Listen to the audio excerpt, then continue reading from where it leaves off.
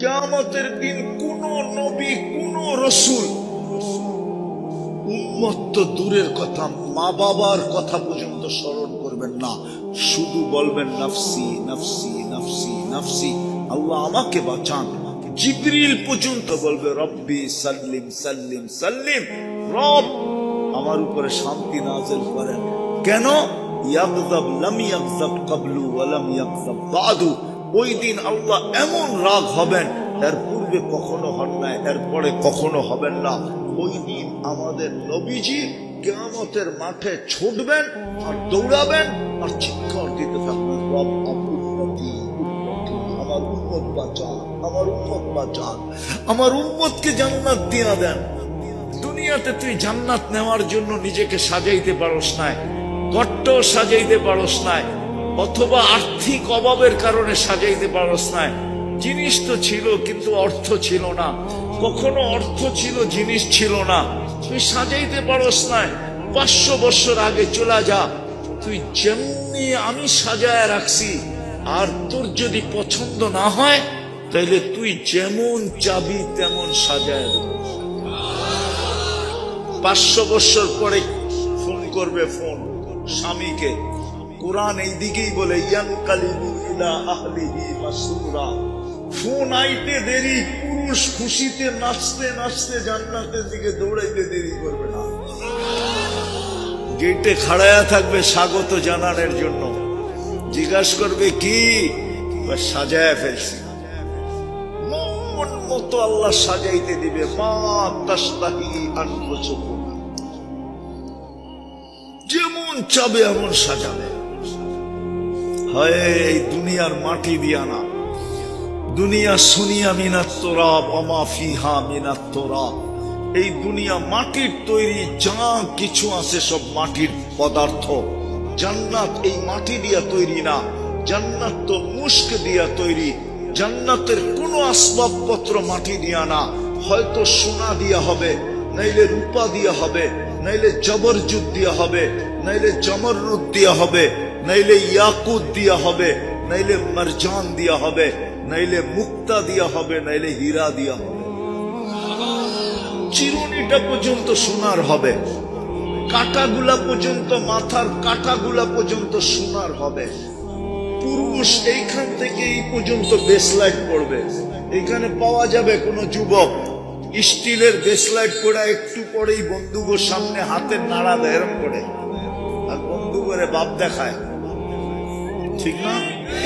অথচ ওর হাতেরটা স্টিলের আছে, এখানে দুই একটা আছে, চেহারায় বলে দুই একটার হাতের মধ্যে আছে স্টিলের।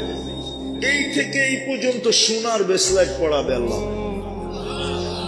ডেলি 2 বার চেঞ্জ হবে, সকালে পড়াবে, বিকালে ডিজাইন চেঞ্জ, বিকালে পড়বে, সকালে ডিজাইন চেঞ্জ। চিরদিন এরকম চেঞ্জ হইতে থাকবে। সব জান্নাতে রাখা আছে। বিল্ডিং গুলা সোনার রূপার ইট দিয়া বানাবে।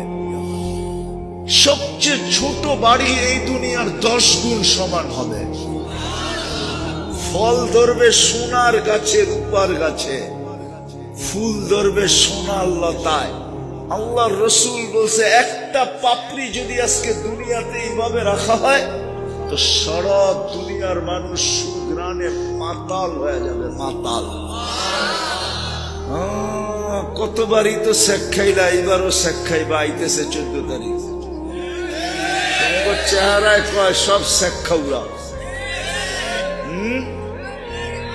ঠিক না? অনেকগুলা ভালো মতো এদিকে তাকায়ও না, কিন্তু শেখ বেশি খাইছে তো এর লেগে তাকাইতেও চায় না। জান্নাতে কোনো শেখ নাই, যেটা তোমার চোখে লাগবে ওটাই তোমার। আমি দেখতেছি এখানে জুতা দেখছে অনেকবার, ঠিক না? বারবার তাকাইছে তো জুতা খুইলা দেখায় দিছে, আরেকবার তাকাইলে সাইজ, ঠিক না? আর বাবন হইয়া চাঁদের দিকে তাকাইলে কইছে একবারে সভা করে বাড়িতে পাঠায় দিব। চিনোস আমি কার ভাইয়া? জান্নাতে যেটা চোখে লাগবে ওটা তোমার। ফালা তা'লামুন, যেটা চোখে লাগবে, ওয়া তালুদ্দু আ'য়ুনুকুম, কোরআন বলে যেটা চোখে লাগবে ওটা তোমার। হায় হায়, এই জন্যই তো আমার কথা শুরু। আল্লাহ জান্নাত সামনে রাখবে, দুনিয়া এক পাশে রাখবে, বলবে এটা লইয়া পাগল হইলি কি করা, তোর জন্য তো এটা বানাইছিলাম। প্রমাণ হইল মুসলমানের ঘরে জন্ম, উম্মতে মুহাম্মদী হিসাবে আমাদের দুনিয়াতে বারাকা। কিন্তু আমি শেষ জায়গায় চলে আসছি, আমার স্বাস্থ্য অনুমতি দেয় না আমি লম্বা কথা বলি। যারা মিডিয়া দেখছে ওরা জানে আমি কবর থেকে উঠে আসছি, এই জন্য লম্বা কথার সুযোগ আমার কাছে নাই। আর লম্বা কথা হলেও কোনো লাভ নাই যদি না বুঝলো। অল্প কথা দিলে যদি গাথে, তাহলে আমার বিশ্বাস এতটুকুই যথেষ্ট।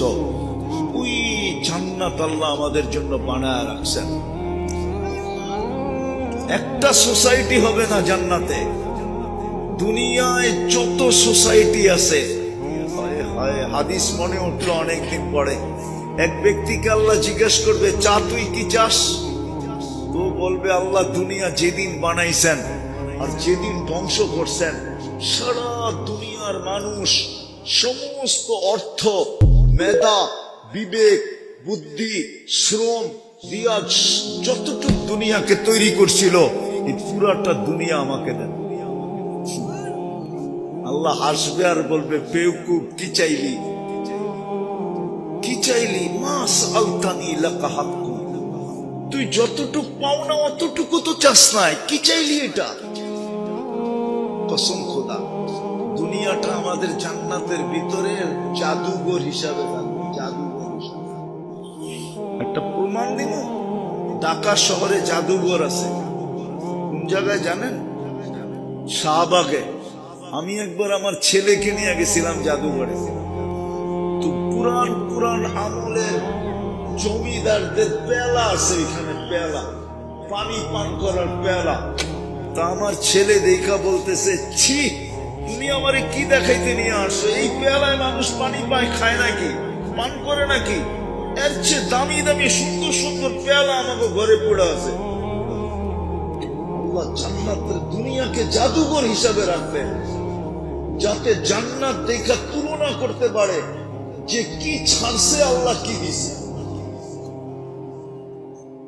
জান্নাতীরা দুযোগীদেরকে দেখায় দেখায় বলবে, এটার জন্য এটা ছেড়ে দিলি, দেখ এটা কেমন দেখা যায় আর এটা কেমন দেখা যায়।